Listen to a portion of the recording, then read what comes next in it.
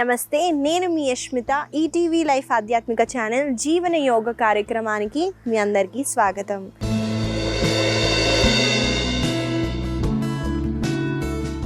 ఎలా ఉన్నారండి మీరంతా? నేనైతే చాలా బాగున్నాను. మీరందరూ కూడా బాగుంటారండి, ఎందుకంటే మీరు జీవన యోగాని అలవాటు చేసుకున్నారు కాబట్టి. ఇవాళ మన సాధన మొదలు పెట్టే ముందు మనము ముందుగా డిస్కస్ చేసుకున్నామండి అష్టాంగ యోగా అని. అంటే యోగా సాధనకి 8 లిమ్స్ ఉంటాయి అన్నమాట. అంటే ఒక చెట్టు ఉందనుకోండి, దానికి ఎన్ని బ్రాంచెస్ ఉన్నాయో దాన్ని లిమ్స్ అని అంటారండి. యోగా అనే చెట్టుకి 8 బ్రాంచెస్ ఉంటాయి. అందులో మనకి ముందుగా యమ, నియమ, ఆసన, ప్రాణాయామ. ముందుగా వీటి గురించి మాట్లాడదామండి. అవి మన డైలీ లైఫ్లో ఎలా ఇంక్లూడ్ చేయొచ్చు. ముందుకు వచ్చేసి యమ. అంటే యమాలో సోషల్ ఎథిక్స్ ఎక్కువగా ఉంటాయండి. ఇక్కడ మనము కైండ్గా ఉండాలి, హానెస్ట్గా ఉండాలి, ఎవరితో నుంచి ఏది ఆశించకూడదు. ఇలాంటివి సోషల్ ఎథిక్స్ కిందికి వస్తాయండి. ఎవరిని హింసించొద్దు కూడా, ఆ విషయం కూడా వస్తుందండి.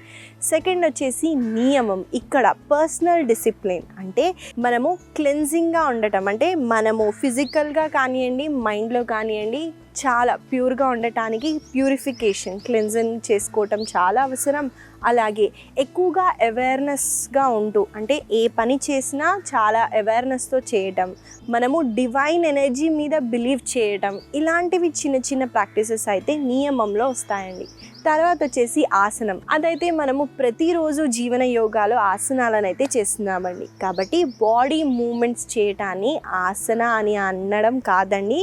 కాకపోతే ఈ ఆసనాల్లో మనము ఎంత కాన్షియస్గా శ్వాసని ఎప్పుడు తీసుకుంటున్నాము, ఎప్పుడు వదులుతున్నాము, ఇది కూడా చాలా అవసరం. కాబట్టి ఆసనాలు చాలా డిఫరెంట్ అండి. ఫిజికల్ యాక్టివిటీకి మనము ఆసనాలని కంపేర్ చేయలేము. నెక్స్ట్ వచ్చేసి ప్రాణాయామం. అంటే ప్రాణాయామంలో కూర్చొని శ్వాస మీద దృష్టి పెట్టడమే కాకుండా డీప్ ఇన్హేల్ ఎక్సేల్ చేయటం, కాన్షియస్గా బ్రీతింగ్ చేయటాన్ని ప్రాణాయామం అంటారు. కాబట్టి ఈ 4 లిమ్స్ని ఇవాళ నేను ఎక్స్ప్లెయిన్ చేశానండి. ముందుగా మెల్లమెల్లగా కొంచెంగా ఇంకొన్ని డీప్గా చెప్తాను. ముందుగా ఈ 4ని మీరు గుర్తుపెట్టుకోండి లేదా నోట్ డౌన్ చేసుకొని ప్రతిరోజు ఫాలో అవ్వండి. ఎందుకంటే యోగా అంటే మ్యాట్ మీదే కాదు, మ్యాట్ బయట ఏదైతే చేస్తామో అదే చాలా అవసరం. కాబట్టి ఇలాంటి పర్సనాలిటీ అన్నది ఎక్కువగా ఉండాలి కాబట్టి చెప్పానండి. ఇవాళ మన సాధనాన్ని మొదలు పెట్టేద్దాము. ముందుగా నేను స్టాండింగ్ పొజిషన్లో ఉన్నాను కాబట్టి మనము స్టాండింగ్ వార్మప్స్ని అయితే చేద్దాము. ముందుగా శ్వాసని తీసుకుంటూ చూడండి, కుడి కాలని కుడి వైపున ఎత్తండి. అలాగే శ్వాసని తీసుకుంటూ ఎడమ కాలని పైకెత్తండి, శ్వాసని వదులుతూ డౌన్. ఈ మూమెంట్ని మీరు ఆల్టర్నేటివ్గా కూడా చేయొచ్చు, లేదా ముందుగా కుడి కాళ్ళతో చేయండి, ఆ తర్వాత ఎడమ కాళ్ళతో చేయండి. నాతో పాటు మీరు బ్యాలెన్స్ చేస్తూ చేయటానికి ట్రై చేయండి.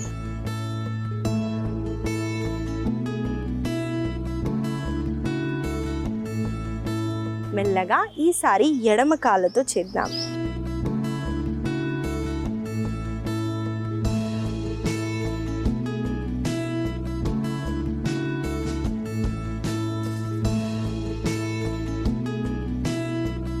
మెల్లగా కాళ్ళని రిలాక్స్ చేయండి. ఈసారి 2 చేతులని ఇంటర్లాక్ చేస్తూ శ్వాసని తీసుకుంటూ చూడండి, కుడి మోకాలని కుడి మోచేతికి ఆనించడానికి ట్రై చేయండి.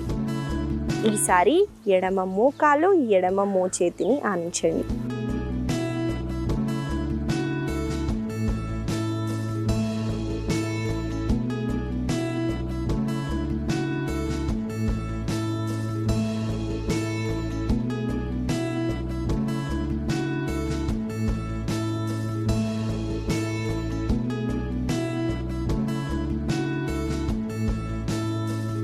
మెల్లగా 2 చేతులని కాళ్ళని రిలాక్స్ చేయండి. ఈసారి శ్వాసని తీసుకుంటూ 2 చేతులని పైకెత్తుతూ ఇంటర్లాక్ చేస్తూ వెన్నెముకని ఎంత అయితే అంత పైకి లిఫ్ట్ చేస్తూ లెంతెన్ చేయండి.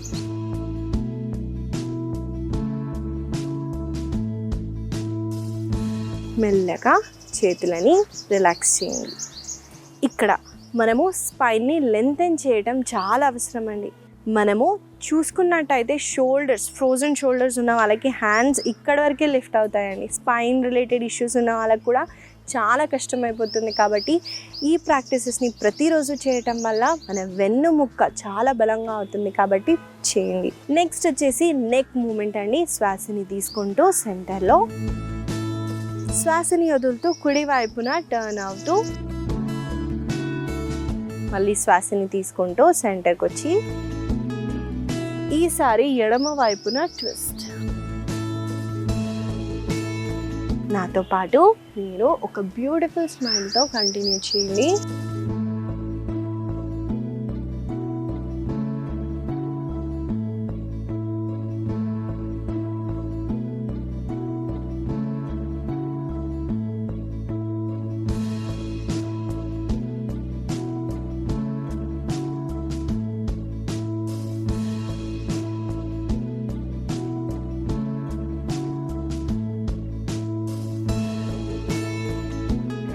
సెంటర్కి వచ్చి రిలాక్స్.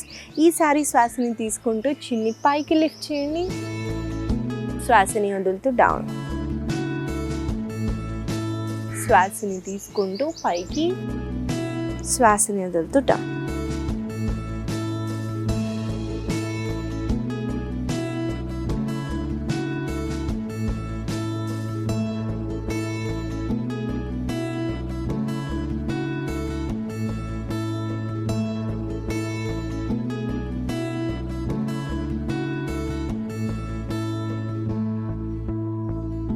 మెల్లగా సెంటర్కి వచ్చి రిలాక్స్ అవ్వండి.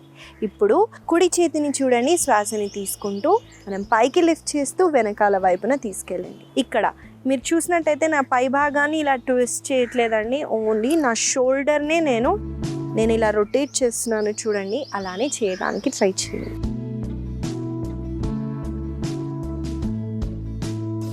ఈసారి రివర్స్ డైరెక్షన్లో.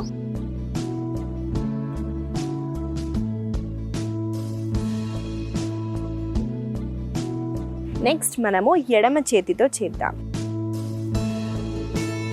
శ్వాసని తీసుకుంటూ పైకి, శ్వాసని వదిలేటప్పుడు డౌన్ మూమెంట్ అయితే చేయండి.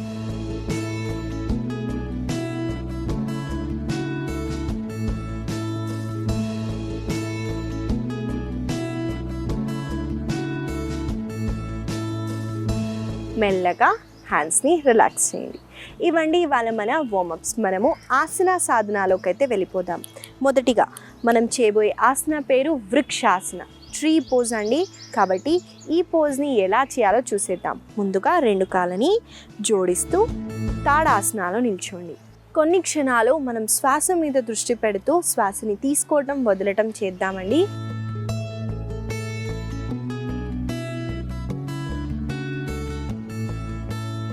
ఇప్పుడు ఒక కాళ్ళ పైన బ్యాలెన్స్ చేస్తూ నేను కుడి కాళ్ళని మాత్రమే పైకెత్తుతున్నాను. చూడండి, ఎడమ తొడ లోపల భాగంలో ప్లేస్ చేశాను. ఇన్నర్ థై అంటారు కదండి, ఆ భాగంలో పెట్టాను. చూడండి, కుదిరితేనే ఇక్కడ పెట్టండి లేదా కింద పెట్టండి, కానీ మోకాళ్ళ పైన అయితే ప్లేస్ చేయొద్దు. శ్వాసని తీసుకుంటూ 2 చేతులని పైకెత్తుతూ ఒక పాయింట్ పైన గేజ్ చేయండి.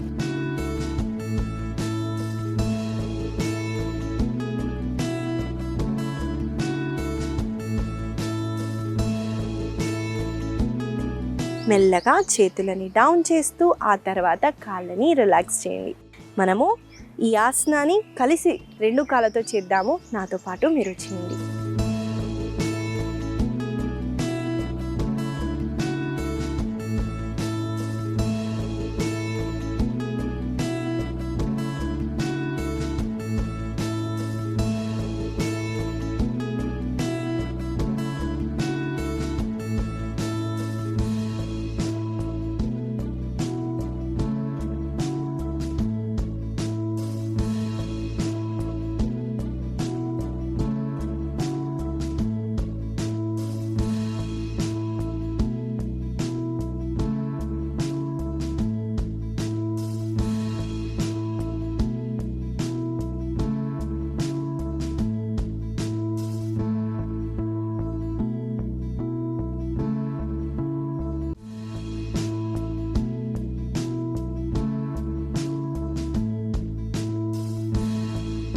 మెల్లగా 2 చేతులని కాళ్ళని రిలాక్స్ చేయండి. ఇదండి వృక్షాసన.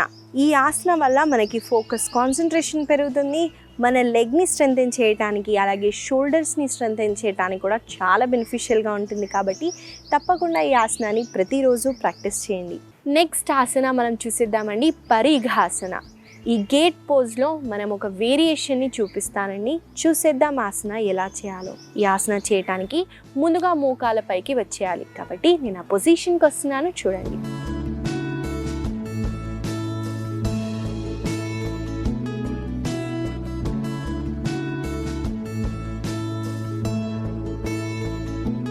ముందుగా ఇలా మోకాల పైకి వచ్చేయండి. నెక్స్ట్ మనము ఎడమ కాళ్ళని ఎడమ వైపున ఇలా స్ట్రెచ్ చేస్తున్నాము, చూడండి.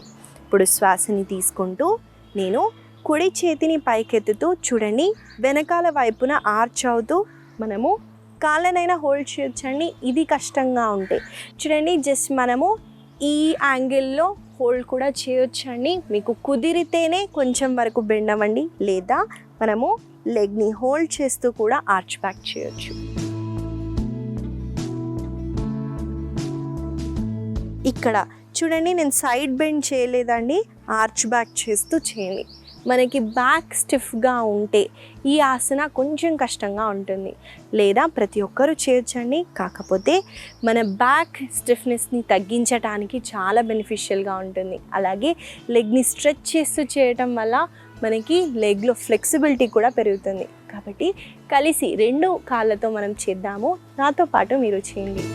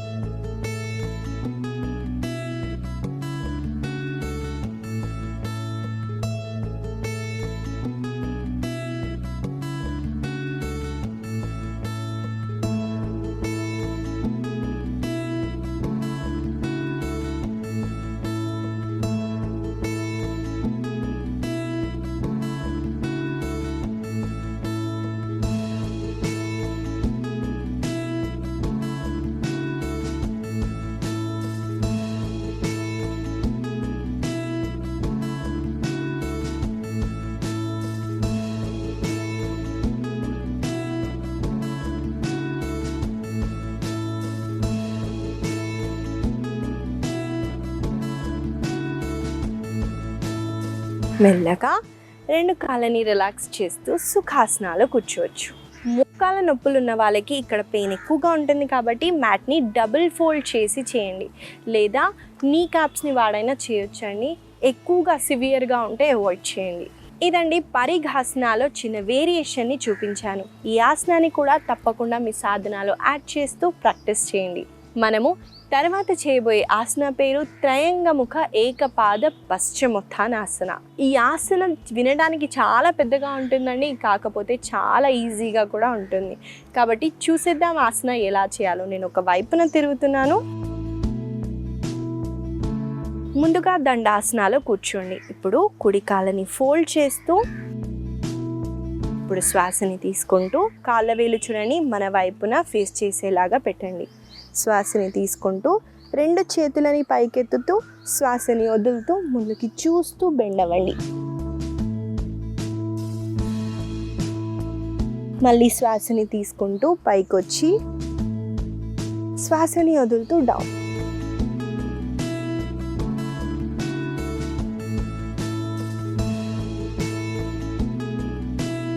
చూసారు కదండి, ఆసన ఎలా చేయాలో చూపించాను. మనం కలిసి 2 వైపున చేద్దాము. ఆ తర్వాత ఆసన వల్ల కలిగే లాభాలను అయితే తెలుసుకుందాం.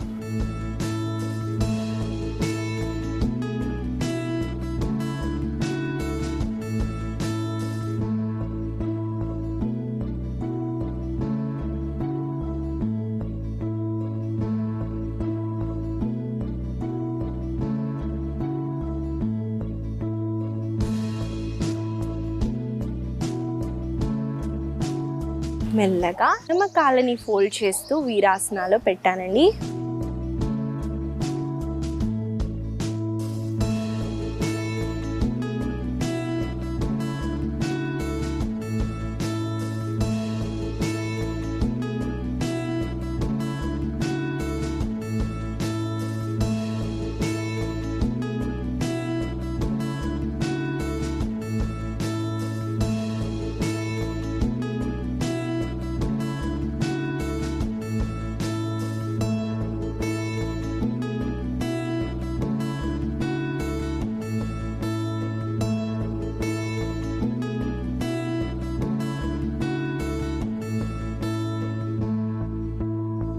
మెల్లగా చేతులని రిలాక్స్ చేయండి. ఇక్కడ జనరల్గా చేసే కామన్ మిస్టేక్ని చూపిస్తానండి. ముందుగా హ్యాండ్స్ని తీసుకెళ్తారు, ఆ తర్వాత పై భాగాన్ని తీసుకెళ్తారు. అలా కాకుండా చాలామంది ముందుగా పై భాగాన్ని ఆ తర్వాత హ్యాండ్స్ని తీసుకెళ్తారు. అలా కాకుండా మనము 2 చేతులని అలాగే పై భాగాన్ని ఒకటే లైన్లో రెండింటిని ఒకటేసారి తీసుకెళ్ళటం వల్ల మనకి ఇంకా చాలా బాగా స్ట్రెచ్ అవుతుంది. ఈ ఆసన చేయటం వల్ల మనం ఒక లెగ్ని వీరాసనాలో ప్లేస్ చేసామండి, కాబట్టి లెగ్లో ఫ్లెక్సిబిలిటీ అన్నది బాగా పెరుగుతుంది. అలాగే మనం ఇంకో కాళ్ళని స్ట్రైట్గా ప్లేస్ చేసి హ్యాండ్స్ని రేస్ చేసి బెండ్ అయ్యే ప్రాసెస్లో కాళ్ళల్లో ఉన్న వెనకాల భాగం హ్యామ్స్ట్రింగ్స్కి చాలా బెనిఫిట్ ఇస్తుందండి. లెగ్లో మనకి స్టిఫ్నెస్ ఉన్న అంటే లోవర్ బాడీ స్టిఫ్గా ఉన్న ఈ ప్రాక్టీసెస్ చేయొచ్చు. మన వెన్నుముక్కని స్ట్రెంథెన్ చేయడానికి, ముఖ్యంగా లోవర్ బ్యాక్ మజిల్స్ని స్ట్రెంథెన్ చేయడానికి చాలా బెనిఫిషియల్గా ఉంటుందండి ఈ ఆసన. కాబట్టి తప్పకుండా ఈ ఆసనాన్ని ప్రతిరోజు ప్రాక్టీస్ చేయండి. మనము తర్వాత చేయబోయే ఆసన పేరు శిశు ఆసన. ఈ ఆసన ఒక రెస్టోరేటివ్ ఆసన అండి. అంటే ఆసనాలు చేసే దగ్గర మనకి రెస్ట్ కావాలంటే ఈ పోస్చర్లో ఉంటామండి. కాకపోతే చాలా బెనిఫిట్స్ ఉంటాయండి ఈ ఆసనాలు. ఈ ఆసన చేయటం ఎలానో చూసేద్దాము. ముందుగా నేను ఒక వైపున తిరుగుతూ 2 లెగ్స్ని ఫోల్డ్ చేస్తూ వజ్రాసనాలో కూర్చుంటున్నాను. మనం ఈ పొజిషన్లో కూర్చున్న తర్వాత 2 చేతులని శ్వాసని తీసుకుంటూ పైకి లిఫ్ట్ చేయండి. ఇప్పుడు శ్వాసని వదులుతూ చూడండి, ముందుకి చూస్తూ బెండ్ అవ్వండి. అలాగే శిరస్సుని కుదిరితే కింద ఆనించడానికి ట్రై చేయండి. నేను శిరస్సుని ఆనించమన్నాను కాబట్టి ఇలా చేస్తే ఏ బెనిఫిట్ ఉండదండి. సీటుని కింద ప్లేస్ చేసి చేయండి.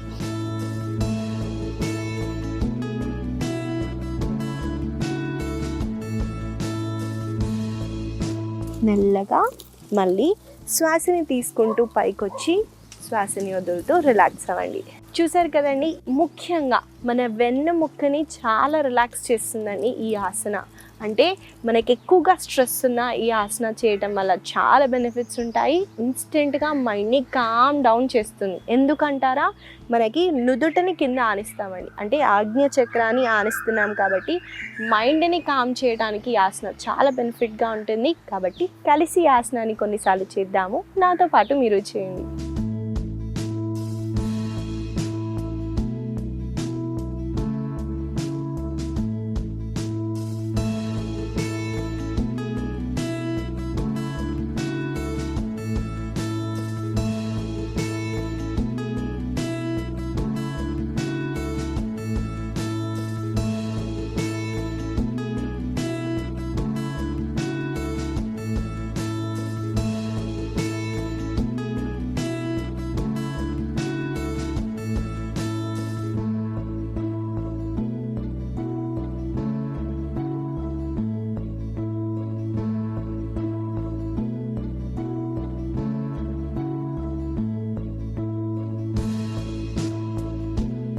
మెల్లగా లెగ్స్ని రిలాక్స్ చేస్తూ సుఖాసనాలో కూర్చోండి.